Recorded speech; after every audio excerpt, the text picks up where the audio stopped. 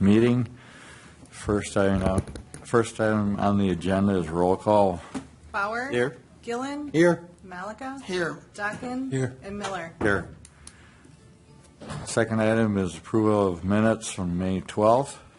So move approval. Second. Gillen is and Bauer. Oh, yeah. We have a motion by Commissioner Gillen, second by Commissioner Bauer to approve the minutes from May 12th. Any corrections or changes? If not, we'll vote. All those in favor say aye. Aye. Those opposed say motion passes. Next item, approval of minutes May 19th. So moved. Second. We have a motion by Commissioner Malika, second by Commissioner Dockin. Any changes or corrections? If not, we'll vote. All those say aye. Aye. Those opposed say nay. Motion carries.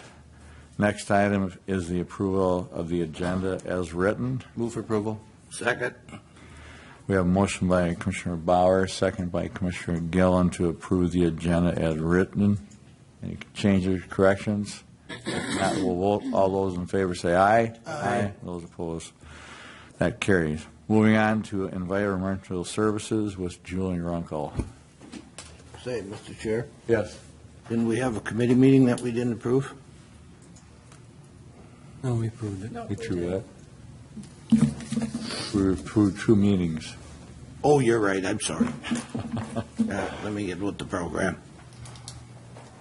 It's going by so fast. Yeah, I'm sorry. Okay. Good morning. The first item we have is the fact for denial of the CUP amendment request by Biowood Processing. If you recall, this was the Court of Appeals remand that went to the Planning Commission for adoption of the formal findings of fact. The record was closed previously, and the Planning Commission did review the findings of fact from the previous public testimony and the previous findings of fact that you had received and when you did your denial back in May of last year.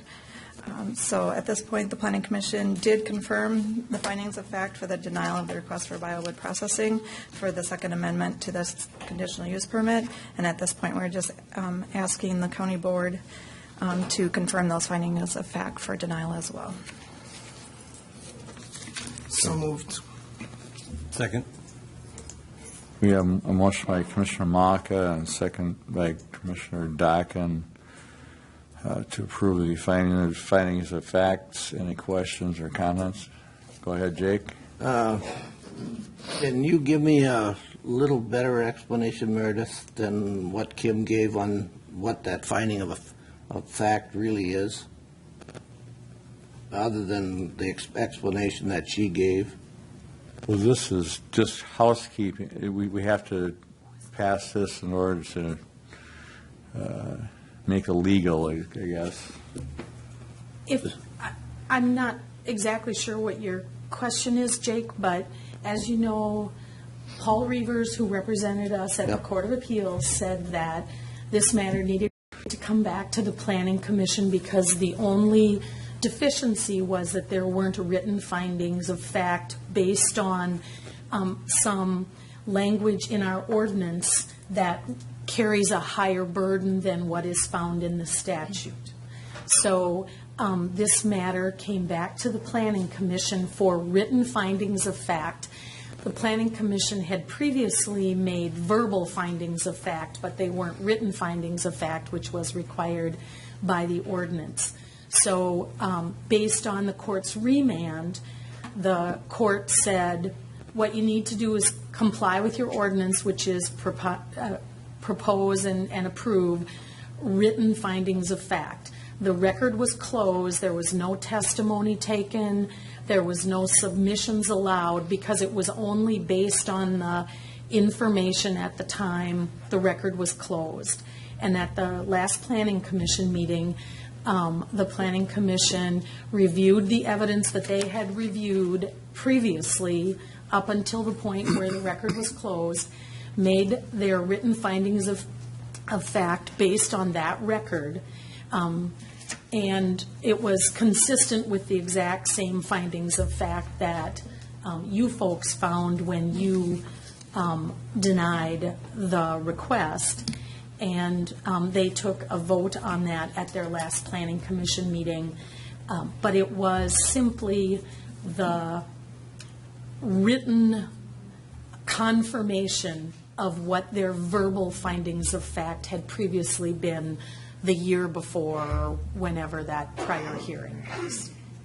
Okay, thank you.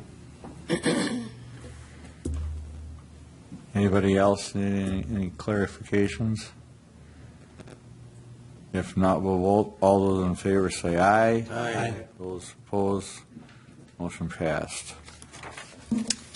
The next item is a request from Melissa Horish for a conditional use permit for an ag tourism business, and this is in Section 7 of Webster Township. The Planning Commission did recommend approval with 10 conditions.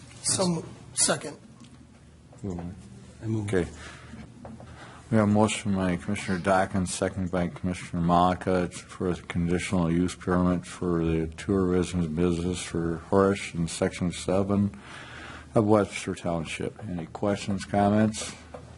If not, we'll vote. All those in favor say aye. Aye. Those opposed say nay. Motion carries.